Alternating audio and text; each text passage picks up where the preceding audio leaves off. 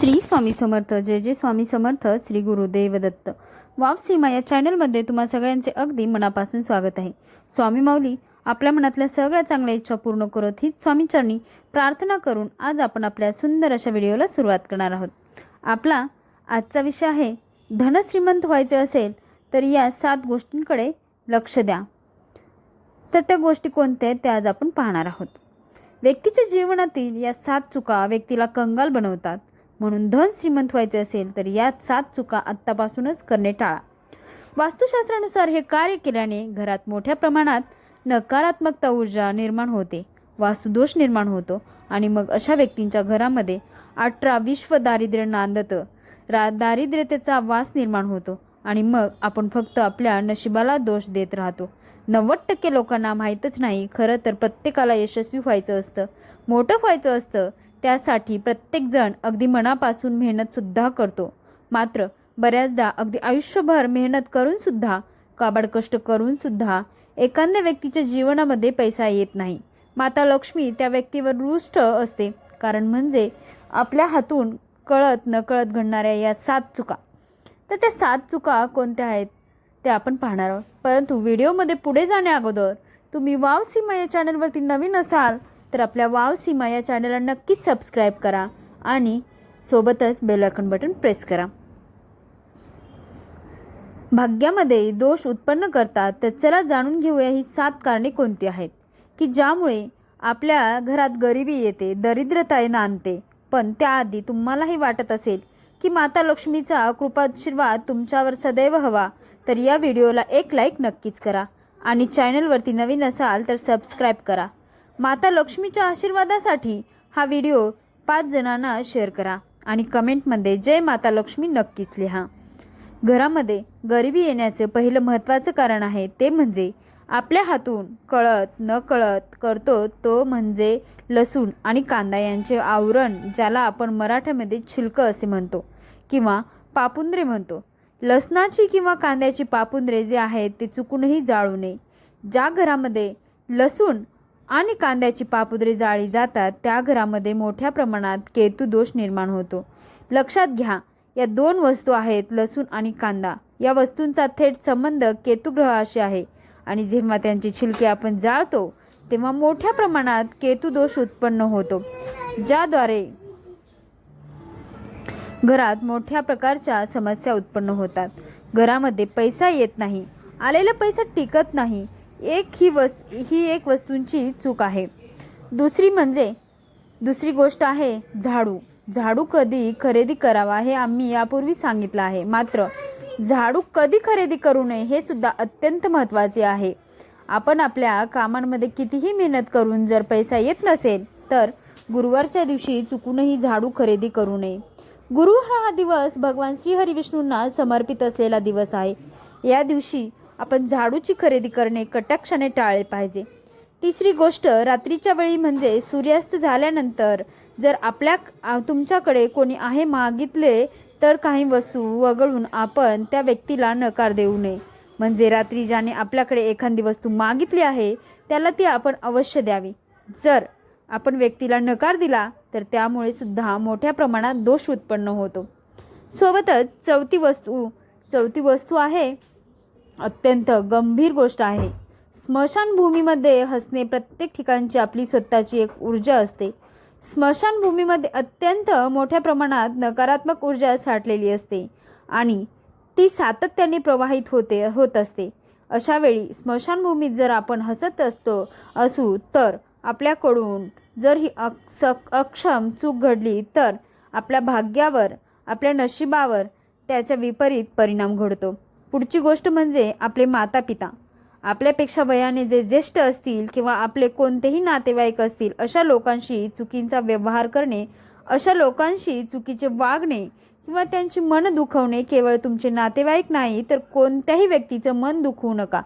तुमच्याकडून ते दुखावले गेले असेल तर त्याची ताबडतोब माफी मागा.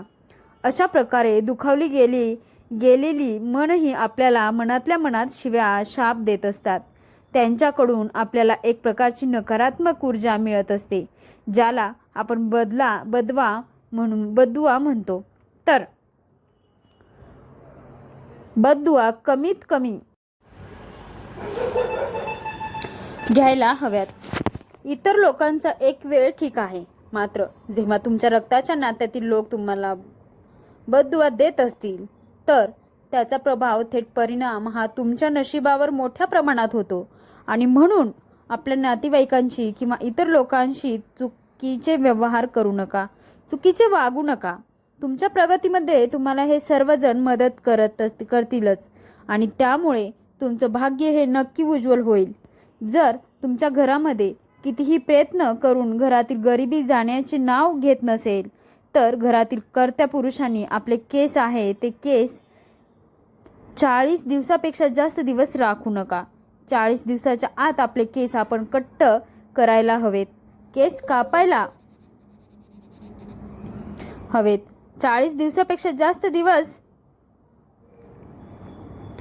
जर आपण केस राखून ठेवत असू, म्हणजे केस कापत नसू, तर घरामध्ये गरिबी येते.